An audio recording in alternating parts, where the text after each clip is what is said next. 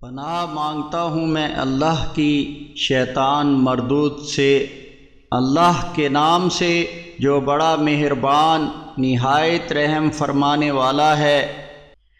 الف لام را، یہ ایسی کتاب ہے کہ جس کی آیات دلائل سے مضبوط کی گئی ہیں، پھر حکمت سے خبر رکھنے والے رب کی طرف سے کھول کھول کر بیان کر دی گئی ہیں کہ تم اللہ کے سوا کسی اور کی عبادت نہ کرو۔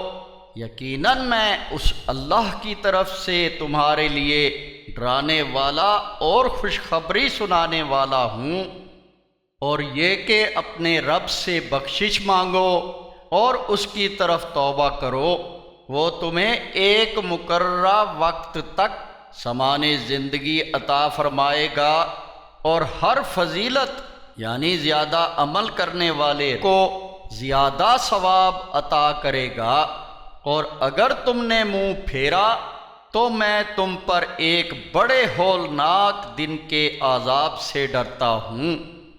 یاد رکھو اللہ ہی کی طرف تمہارا لوٹنا ہے، اور وہ ہر چیز پر پوری قدرت رکھتا ہے۔ دیکھو یہ لوگ اپنے سینوں کو موڑتے ہیں تاکہ اس اللہ سے چھپ جائیں۔ یاد رکھو یہ جب اپنے کپڑے لپیٹ لیتے ہیں تو اس وقت بھی وہ اللہ ہر بات کو جانتا ہے، جس کو یہ چھپاتے ہیں اور جس کو ظاہر کرتے ہیں، اور وہ اللہ تو سینوں میں چھپی ہوئی باتوں کا بھی جاننے والا ہے۔ اور زمین میں چلنے والا کوئی بھی جاندار ہے، اس کا رزق اللہ کے ذمہ ہے، اور وہ جانتا ہے اس کے رہنے کی جگہ اور اس کے سپرد یعنی مرنے کے بعد دفنائے جانے کی جگہ کو بھی۔ ہر بات ایک واضح کتاب میں درج ہے۔ اور وہی اللہ ہے جس نے آسمانوں اور زمین کو 6 دن میں پیدا کیا، اور اس کا عرش پانی پر تھا۔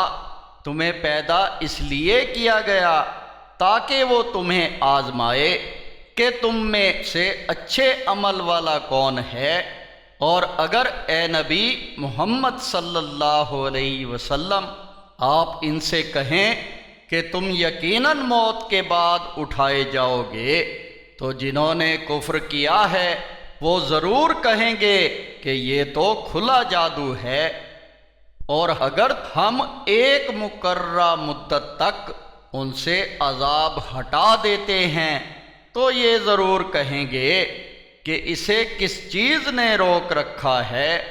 یاد رکھو جس دن وہ عذاب آئے گا پھر وہ ان سے ٹالا نہیں جائے گا، اور وہ عذاب انہیں گھیر لے گا جس کا یہ مذاق اڑایا کرتے تھے۔